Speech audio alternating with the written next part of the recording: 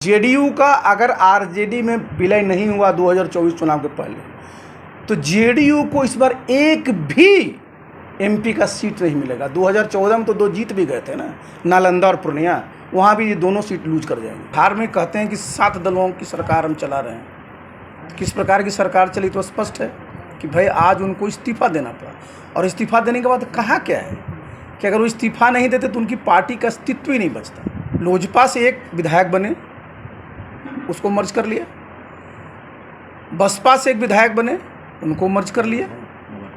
अब बताइए ये खतरा संतोष जी को हुआ कि भाई मेरा अस्तित्व ही नहीं बचेगा, कि लोमड़ी को अंगूर नहीं मिल पा रहा था तो कह दिया अंगूर खट्टे हैं। अब बताइए जब आपके नेता प्रधानमंत्री के उम्मीदवार है ही नहीं, तो बिहार की जनता ने जो इतनी बड़ी जिम्मेवारी आपको दी थी कि आप एनडीए में रह करके बिहार का कल्याण करिए, बिहार को आगे बढ़ाइए, आप इसलिए छोड़े ना कि एक रास्ता आपको दिख रहा है कि महागठबंधन में जाकर के प्रधानमंत्री की रेस में, जब आप हैं ही नहीं तो किस बात के लिए लोगों को बुला रहे हैं और कौन सी चैरिटी कर रहे हैं जी। नमस्कार, आप लाइव बिहार देख रहे हैं। मैं हूं राजमोहन तिवारी। बिहार की राजनीति में थोड़ी हलचल पिछले दिन से देखने को मिल रही है।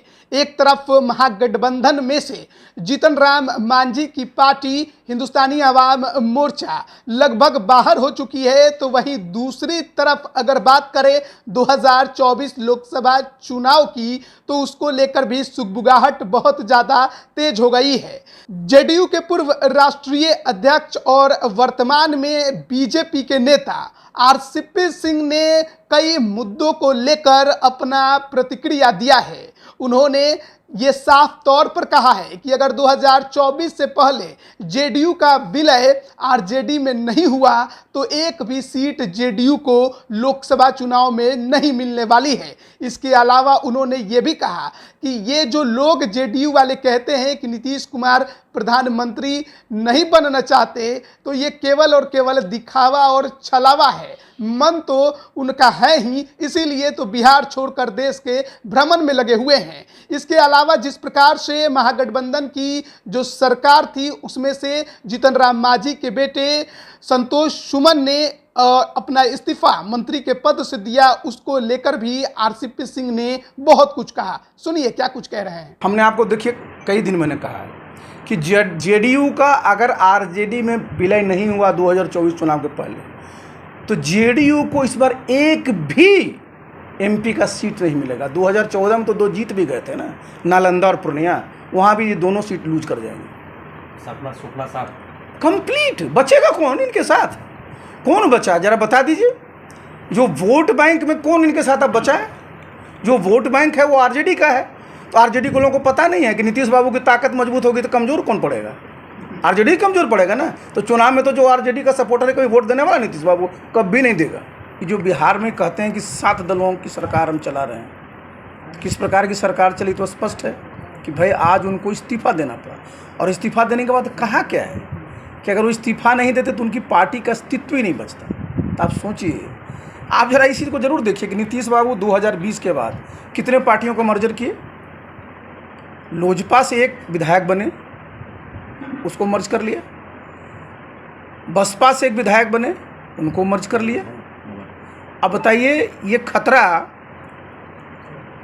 संतोष जी को हुआ कि भाई मेरा अस्तित्व ही नहीं बचेगा।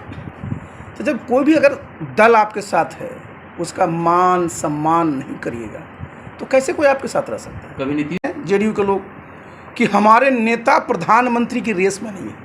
एक बचपन में कहानी पढ़े होंगे कि लोमड़ी को अंगूर नहीं मिल पा रहा था तो कह दिया अंगूर खट्टे हैं। अब बताइए जब आपके नेता प्रधानमंत्री के उम्मीदवार है ही नहीं, तो बिहार की जनता ने जो इतनी बड़ी जिम्मेवारी आपको दी थी कि आप एनडीए में रह करके बिहार का कल्याण करिए, बिहार को आगे बढ़ाइए, आप छोड़े क्यों? आप इसलिए छोड़े ना कि एक रास्ता आपको दिख रहा है कि महागठबंधन में जाकर के प्रधानमंत्री की रेस में, जब आप हैं ही नहीं तो किस बात के लिए लोगों को बुला रहे हैं और कौन सी चैरिटी कर रहे हैं जी। ये जो सबको इकट्ठा करने की बात है तो किसने मैंडेट दिया है? ये आप जरा समझिए कि बिहार के सामने कितनी बड़ी समस्याएं हैं, कितना चैलेंज है, उस पर तो आपका कोई ध्यान नहीं है। तो अभी आपने सुना बीजेपी नेता आरसीपी सिंह को। आरसीपी सिंह जिस प्रकार से लगातार नीतीश कुमार पर पिछले कई समय से अटैकिंग मोड में नजर आ रहे हैं, वो एक बार फिर से दिखा। नीतीश कुमार की पार्टी जेडीयू के वो कभी राष्ट्रीय अध्यक्ष थे, केंद्र में मंत्री भी बने, लेकिन अब बीजेपी का दामन थाम चुके हैं। और नीतीश कुमार जिस तरीके से पूरे देश का भ्रमण कर रहे हैं, तो उस पर भी उन्होंने कटाक्ष किया कि ये भ्रमण किस बात का, जब प्रधानमंत्री बनना ही नहीं है, सीएम का ही काम कर लेते। इसके अलावा उन्होंने ये स्पष्ट कहा है कि 2024 लोकसभा चुनाव से पहले आरजेडी में जेडीयू का विलय होना तय है। अगर नहीं होता है तो फिर ये आरजेडी के लिए नुकसानदायक है और नीतीश कुमार को तो 24 में एक सीट भी नहीं मिलने वाला है।